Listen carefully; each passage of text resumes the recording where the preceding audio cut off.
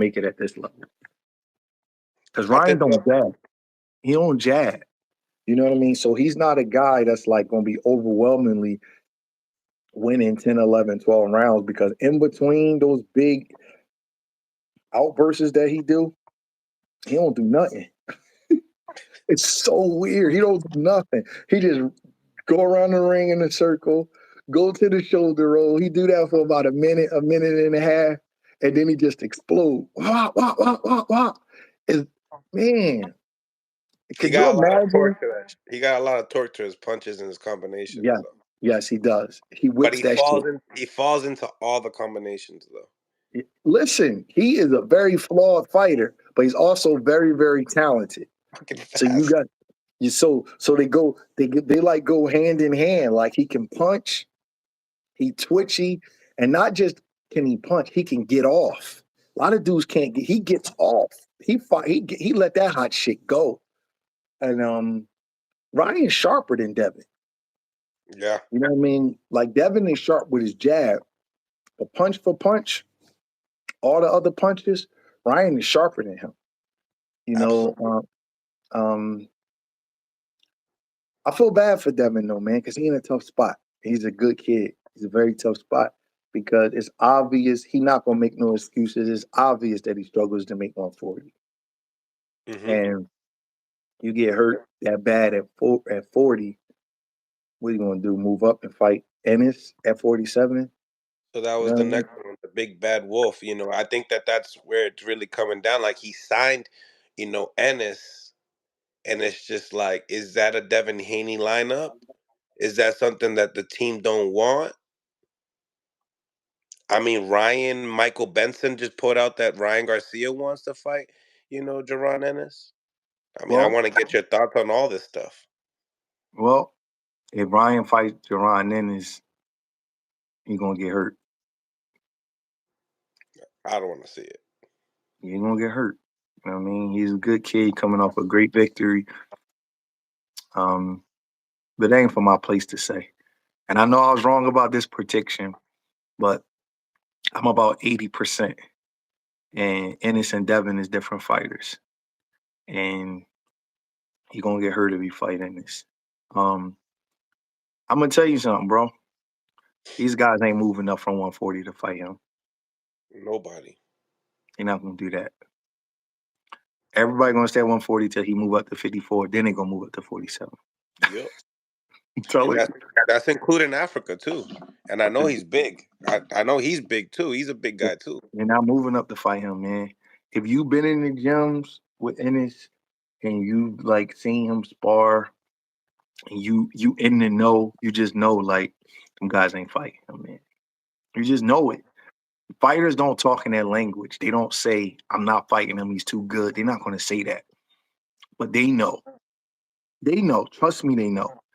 Certain things that people don't speak on publicly, and it's not my place to speak on it. But none of them guys at 140 gonna go up and fight that boy. I'm telling you, they gonna get hurt bad. Mm, That kid is a middleweight in a welterweight's body, right. and um, his jab and his ability to switch and how strong he is, and his meanness and ability to like just imagine Ryan Garcia's talent, but a much higher skill level in IQ. That's what you deal with in this. And he switches. I mean, so it's just like they're not gonna fight him. But Too if many. Ryan did, if he did, I would just like walk up to the kid and just salute him. Like, bro, you a fucking gun. Like you the gun of this era. Davis, Haney, and Ennis. If he did that, what could you say about it? Win, lose, or draw, he's the guy. Like he would be like I will be forever a Ryan Garcia fan because this not the era for that. Everybody ducks and waits and be smart. And no, no, no, don't do it, don't do it, don't do it. So, but if he did do it, I give him his props. But I don't see none of the 40 pounders moving up fighting him, bro. They rather be his friend. Trust me. They don't that's heavy work, man. I'm telling you. I'm telling you it is. It is. If you Introduce stuck myself. If you struggling to make weight at 140, shit, they gonna be like, let's wait for him to move up to 54. You know, because the one thing is, it's easy to get a fight with him. He's looking for fights, so Yeah, it's a different fight, man. yeah. And boys will be like, "Oh, I'm fighting in the combat league. I can't find no fights." Oh man. Um. So I mean, what? So now, I mean, we could say that Ryan is not necessarily a 140 pounder. I don't know what that weight making thing was, man. I really don't know what that was. I mean, the guy just moved up from 135. I mean, if he's not a 40 pounder, then he's a 47 pounder because that 143 is not a weight. So I mean, I So don't. I mean, we give a lot of praises and we show love to Devin on being the big guy and trying to make the low weight classes. But as far as Ryan Garcia fighting a guy like Tank Davis and going to that 135, 136, and then it was a hydration clause on top of that. I mean, what does that really go to say to Ryan? As far as that is concerned, because he got hurt. He's saying he got hurt. He broke his rib, all this other stuff. Is that believable now with this type of performance? It makes it believable. Sometimes excuses can be true. An excuse don't have to be a lie. It can just be an excuse. So if he felt weight drained at 136, I never knew that Tank had a rehydration clause on it. That's much more important than the weight of the fight, the weight that you Right. weigh in there. Your rehydration, which you go back up to, is much more important. So Mhm. if Tank had a rehydration clause, that's logical. Like that, I could see Ryan saying, I was depleted. I could see him saying that. But when you sign the contract, that's what it is. So nobody's gonna give him that excuse. But I can understand it. You know what I mean? He's a little bigger. He wants to be able to eat and drink up. And Tank took that away from him. Both of them, got an excuse. Tank, his thing is, I don't want to be fighting a guy that big. And Ryan thing is, take me as I am. That's why guys fight to be the A side. That's the good point of that because you dictate the negotiations. So it's funny. Before I had you on, right? I had Regis Prograis on, and we were speaking upon this subject, and it was just like Tank kind of did it to Ryan. Then you had Ryan do it to Haney, but before that, you had Haney do it to Regis, and because that's what Regis was telling me. The kid was just so big in there for him, like he didn't know that when he was going to be in there, he was going to be so physically strong and tall and more wider than him. So I mean, we've talked about nowadays a lot of these guys not fighting Listen, no, at that weight class. I can't give Regis that. You know why? Okay, Because okay. he rehydrates big. I've seen some Yeah, tales of the because tape. he's complaining about fighting. Well, not complaining, but he said that with fighting Matias, the IBF rule, he's like, I don't know about that. Yeah, so and listen, I don't know what kind of advisors and teams these guys got, but I'm a coach, a head trainer whose guys have fought for the IBF belt. You could make that weigh in 8 o'clock in the morning. So, okay, you weigh in on a Friday, right? Whatever your weight is. Let's say 154. Yeah, you got like You you, 12 hours, right? you talk to the other team. Hey man, we're gonna go get on the scale at 8 o'clock. All right, y'all meet somewhere in a hotel, y'all get on the scale, right? It's 10 pounds. You still got 12, 14 hours. Fights usually happen 9, 10, 11 o'clock at night to put on an extra 10 pounds after that. How much Yep. weight you want to gain? Mm-hmm. Keeping it real, like how much do you want to gain? True. That makes sense for sure. So, like, I don't know why guys keep saying the IBF. How much do you gain? I've seen Regis is a big guy. He's not that tall, but he's a big, dense guy. He puts on a lot of weight. I'm sure he gets up to 155, 160 after his weigh-ins. So he can't say that Haney was too big for him because he put on weight and he was fighting at 140 before Haney was. Right. You know what I mean? He was fighting there before Haney was. And in fairness, I'm a Regis fan, by the way, but I don't like for guys to come up with those excuses. He fought at 152 as an amateur, That's true. if I'm not mistaken. Yeah, he So he's fought bigger. Spence. So he's bigger than them. So when guys say that, I'm like, oh, Devin just. I think Devin was too quick for Regis. Too Mm. quick. His arm length is always going to be his arm length. His height going to True. be his height. You know what I mean? I think Yeah. he was a little bit too quick for Regis, and I think that Regis thought that Devin was like this little boy that he could just walk through. And even if a guy is not a knockout puncher, all punches hurt. A guy your size that's in shape, he can hit you. May can't knock you out cold with one shot, but it will affect you if it keep hitting you. So I think that he kind of underestimated what Devin was bringing to the table. I think Mm. that was a case of that. But Regis is a big, strong guy too, so we're not going. I don't want to do that. You know what I mean? Not when Lomachenko is an old man fighting them guys. I can't do that. Mm. Now when he this tall, boy, at 126, 10 years older, and he fighting them guys, and ain't nobody stopping him and dropping him. None of that shit happening. So I don't want to do that when you got an old man that fight at 126, then 130, then 135. That's way older, way smaller, got these itty bitty arms, about 5'5", and going life and death. And a lot of people think he winning them fights. So we can't do that. You're right. You're 100% right. Getting into some of these super chats here. Thomas Morris, thank you for the $5. Had Ryan used a jab in the second half, he'd have stopped Devin. What do you think about that statement? I agree. Uh, 7B Life, thank you for the $5.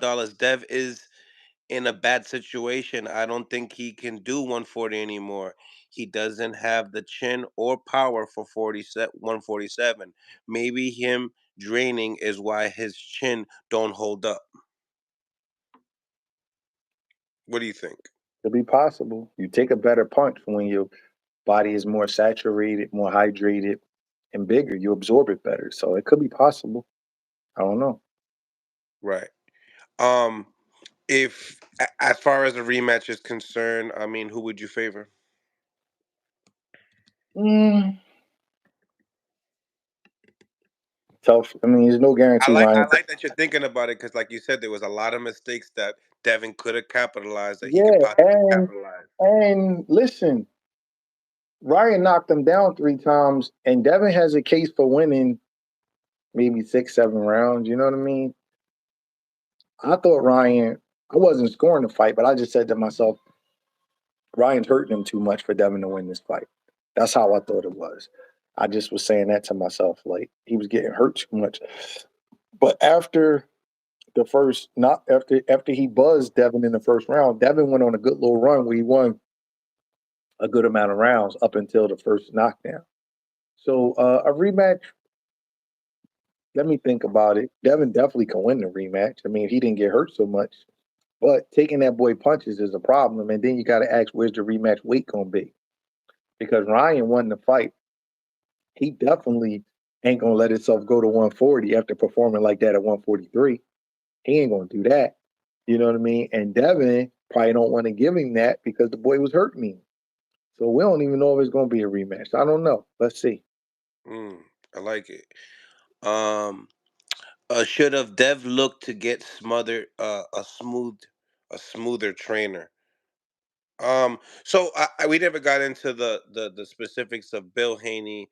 Lots of coaches said that failed Devin at the time. What would you have to say about that situation in the coaching um in the corner?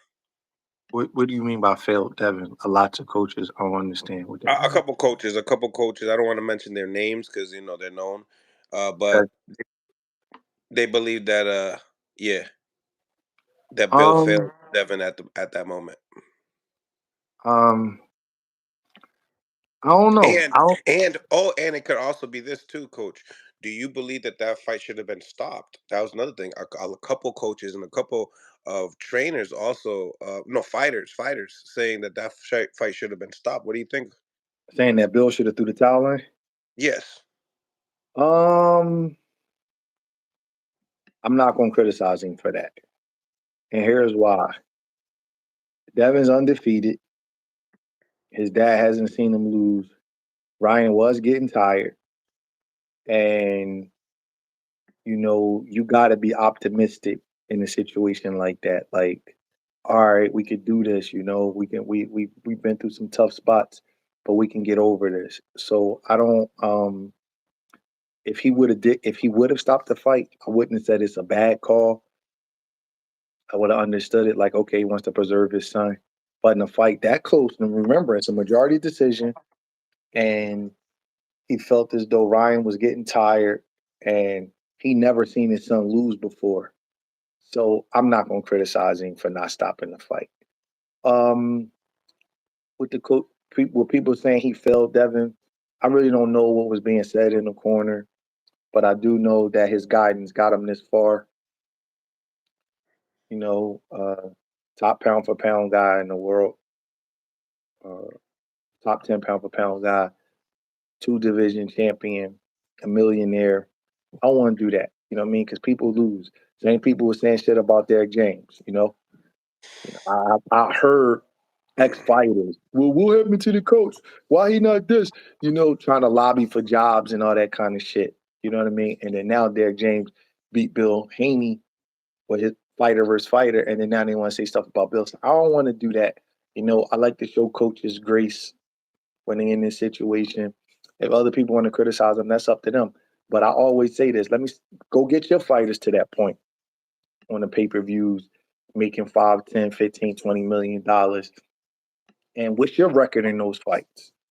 Are you Mm. winning them all? And when your guy don't listen or can't do something, is it your fault? Do you blame yourself? So, and I'm not saying Bill's Eddie Futz. I don't know. I'm not in the gym with them. But what I am saying is he got his son this far. So I want to give a guy a little bit of grace and give him, his respect. I'm sure that was traumatic. You know what I mean? Uh, I'm sure it was. That's a traumatic feeling, man. You know what I mean? Losing a fight like that with your best guy, you start questioning everything. It makes you sick. You get PTSD. Like, it's a tough feeling. So the man just watched his son get knocked down 3 times, lose bad in front of the world. You know, uh, only thing I'll say is that boxing humbles you, and that's why I I've learned not to get too high, not to get too low, and not be like so absolute when I'm talking. I don't have to be right. And these guys are human beings. They have good days and they have bad days. And yes, I do think I'm a good coach and I'm a factor, but uh the world is bigger than me. So like I don't paint myself into a corner saying certain things.